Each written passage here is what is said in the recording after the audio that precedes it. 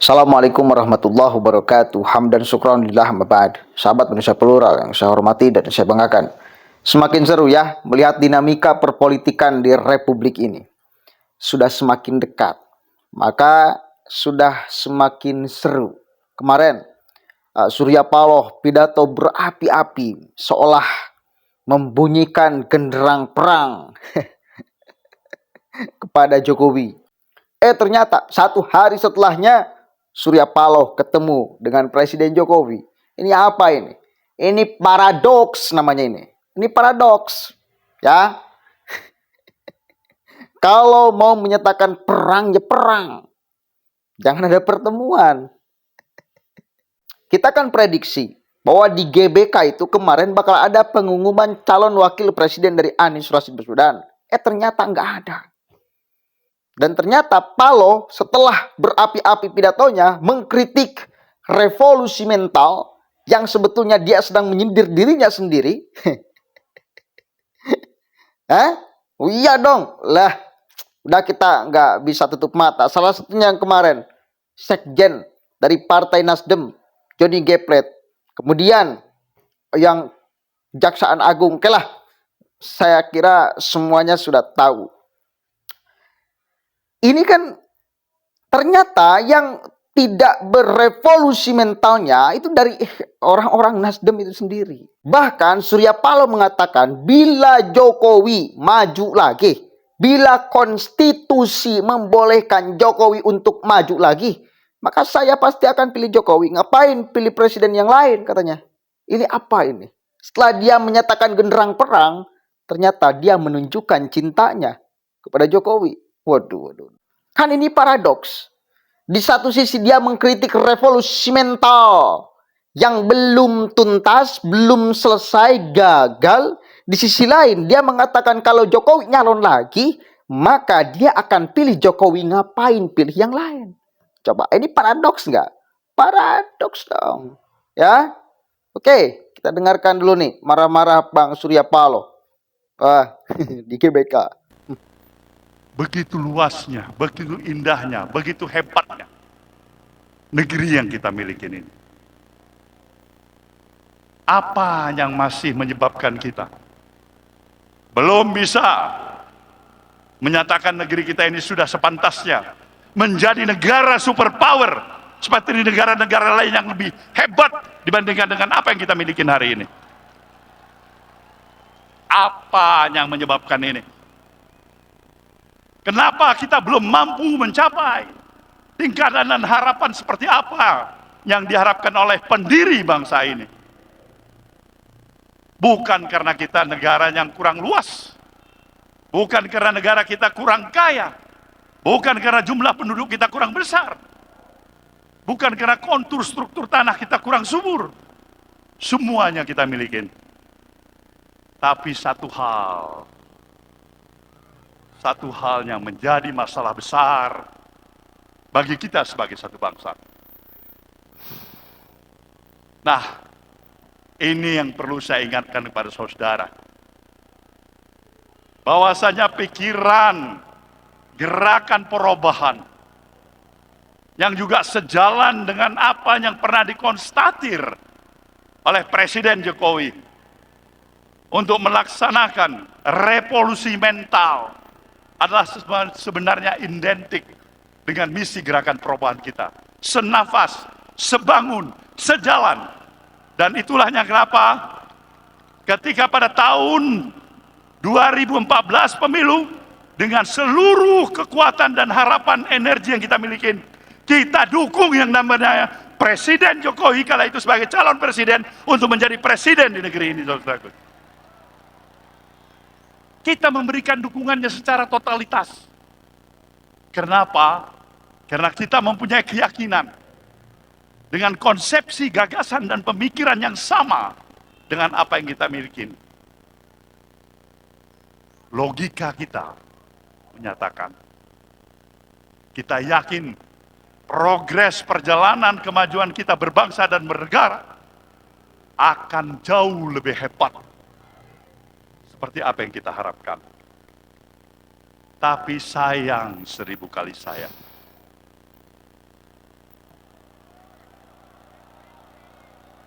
sayang 1000 kali sayang.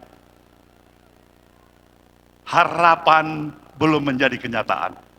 Tetapi apabila kita berani dan menempatkan pemikiran secara kritis, objektif, berdasarkan fakta yang ada, di tengah-tengah potret sosial kemasyarakatan yang ada pada hari ini.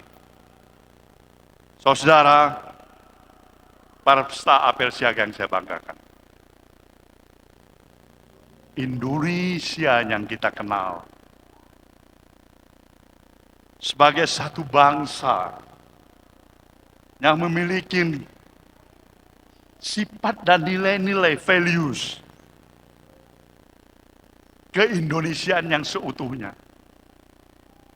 Bangsa yang penuh dengan ramah tamah, sopan santun, mengenal tempo selero, ajas kepantasan, kepatutan, budaya malu, penuh dengan spirit kegotong royongan.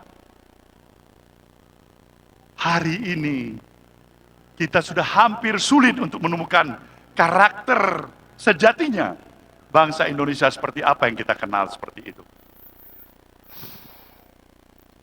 Bangsa kita telah berubah.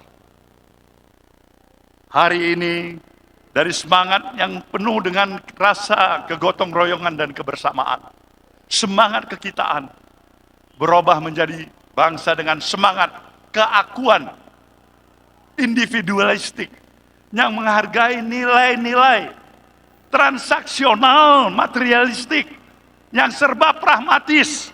Dan itulah Indonesia hari ini. Kita terjebak pada pragmatisme. Kita terjebak dari sikap yang penuh keterus-terangan menjadi bangsa yang penuh dengan kepura-puraan atau munafik. Dan itulah kita, Indonesia hari ini. Nah, inilah yang menjadi dasar filosofis pemikiran. Kenapa kita harus melakukan gerakan perubahan untuk melakukan perubahan yang berarti dan mendasar dalam perjalanan kehidupan kita berbangsa dan bernegara. Kita sayang pada bangsa ini. Kita sayang kepada para pemimpin yang ada di negeri ini. Kita punya komitmen moral untuk keberhasilan pemimpin yang kita dukung dan usung menjadi presiden negeri ini. Tapi bisa saja niat baik akan diartikan dengan penuh kesalahpahaman dan salah pengertian. Dan kita terima itu, saudaraku semuanya. Tapi bukan berarti kalau memang niat baik, kesalahpahaman, salah pengertian, kemudian kita merasa terjepit, tertekan, tertindas, terhalangin, kemudian kita menyerah. Kemudian kita menyerah. Kemudian kita menyerah. Bukan. Kita katakan, insya Allah kita belum menyerah. Saya melihat ini tidak lebih dari sekedar gimmick. Tahu gimmick gak? Pura-pura. Pura-pura menabuh genderang perang segala macam. Pura-pura itu. Satu kali lagi, kalau benar dia menabuh genderang perang, maka dia nggak mungkin temui Jokowi. Nggak mungkin bertemu dengan Jokowi. Artinya, itu ya hanya gimmick. Ucapannya gimmick. Retorika doang. Retorika yang tanpa ada nilai, tanpa ada makna. Publik itu semua sedang menanti siapa calon wakil presiden Anies. Nah, bila kemarin di GBK itu diumumkan calon wakil presiden Anies, maka itu retorika bernilai. Maka selama hanya berretorika, mengkritik, apalagi mengkritik ya kepada dirinya sendiri, kepada internalnya itu ya salah satunya juga dia ngeritik dirinya sendiri. Dia kan ngeritik pemerintahan ya, revolusi mental yang katanya belum selesai. Dia juga kan berada di dalam. Artinya juga tugas dia. Benar gak? Tugas dia. Apalagi kader partai Nasdem yang ternyata mentalnya yang masih buruk. Ya? Benar gak? Iya dong. Jadi ini belum, saya kira belum analisis politik awam saya ya, sebagai orang kampung, ini bukan pertanda bahwa Anies sudah pasti bakal maju sebagai calon presiden. Posisi Anies sudah aman, bakal benar-benar diusung oleh 3 partai ini. Iman politik ketiga partai ini bukan berarti menunjukkan sudah sangat kuat. Saya masih curiga iman politik mereka masih lemah. Dengan bukti, setelah pidato seperti itu, Surya Paloh menunjukkan cintanya kepada Jokowi. Mungkin dia ketakutan akan ada apa lagi nih yang terjadi. Karena ya biasa, orang ketika di atas panggung itu ya histeria. Karena seolah-olah dia ngomong itu hanya di sana. Gak bakalan terjadi hari-hari setelahnya. Setelah hari-hari selanjutnya, setelah pidatonya didengarkan kembali di dalam kamar sendirian, dia baru mikir nih efek saya pidato seperti ini akan seperti apa ya. Tuh baru dia mikir. Kan histeria, spontanitas. Karena di depan itu seolah-olah dunia itu ya milik Surya Paloh ketika sedang di GBK di atas panggung melihat orang yang ribuan itu, ya seolah-olah dunia miliknya, mau ngomong apapun ya terserah gitu loh. Tapi setelah keluar panggung, setelah dia renungkan, pikirkan, lihat sendiri ucapannya, retorikanya, ya ternyata ini apa nih yang saya ucapkan nih? Kadang-kadang seperti itu loh. Makanya dia temui itu Jokowi. Dia ucapkan kalau Jokowi maju lagi, kalau konstitusi membolehkan, maka saya akan pilih Jokowi. Ngapain pilih yang lain?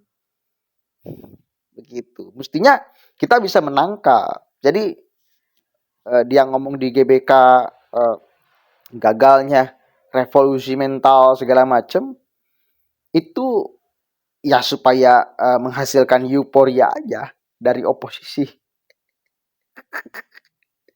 Ya, euforia tanpa ada nilai dan makna menurut saya. Dan kalaupun kita bedah ada nilai dan maknanya, maka nilai dan makna itu nampar kepada dirinya sendiri, kepada internal partainya. Yang ternyata mental baik itu belum terjadi di orang-orang partai Nasdem, saudara. Bahkan korupsinya paling gede sendirian. 8 triliun, gila itu. Ya, kesimpulannya Anies masih belum aman. Gitu. Assalamualaikum warahmatullahi wabarakatuh.